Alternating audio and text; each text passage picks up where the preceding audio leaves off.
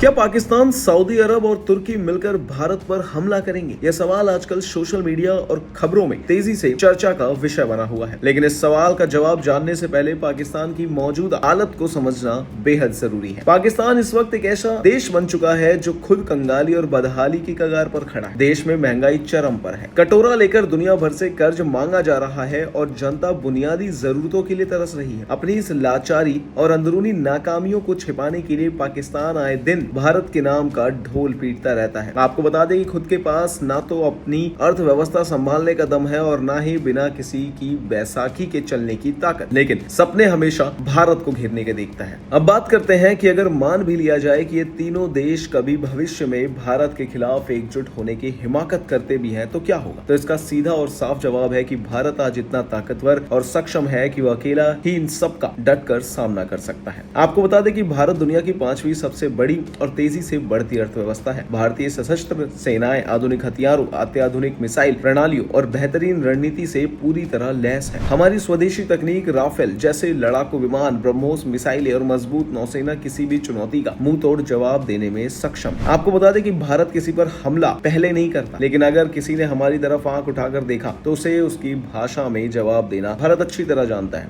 अब आते हैं उस त्रिपक्षीय रक्षा डील की तरफ जिसे लोग इस्लामिक नाटो कह रहे हैं। मक्का में पाकिस्तान, सऊदी अरब और तुर्की के बीच एक ऐतिहासिक रक्षा समझौता साइन हुआ है। आपको बता दें कि इस समझौते की सबसे मुख्य शर्त यह है कि तीनों में से किसी भी एक देश पर हुआ हमला तो तीनों देशों पर हमला माना जाएगा। इसके अलावा इसमें 3 मुख्य बातें तय की गई हैं। आपको बता दें कि तीनों देशों की थल, जल और वायु सेना एक साथ ट्रेनिंग और अभ्यास करेंगी। तुर्की के अत्याधुनिक ड्रोन और हथियार तकनीक का इस्तेमाल होगा जिसे सऊदी अरब के पैसे से पाकिस्तान में बनाया या असेंबल किया जाएगा। आपको बता दें कि तीनों देशों की खुफिया एजेंसियां सुरक्षा और खतरे से जुड़ा रियल टाइम डेटा आपस में शेयर करने वाली है। तो क्या सऊदी अरब पाकिस्तान के चक्कर में आकर भारत पर हमला करेगा? इसका जवाब है बिल्कुल नहीं। सऊदी अरब और भारत के बीच खरबों डॉलर का व्यापारिक और रणनीतिक रिश्ता है। सऊदी के क्राउन प्रिंस मोहम्मद बिन सलमान अच्छी तरह जानते हैं कि पाकिस्तान एक आर्थिक रूप से डूबता हुआ जहाज है, जबकि भारत भविष्य की आर्थिक महाशक्ति है। सऊदी अरब अपनी सुरक्षा जरूरतों के लिए यह डील कर रहा है। आपको बता दें कि भारत से दुश्मनी मोल लेने के लिए नहीं।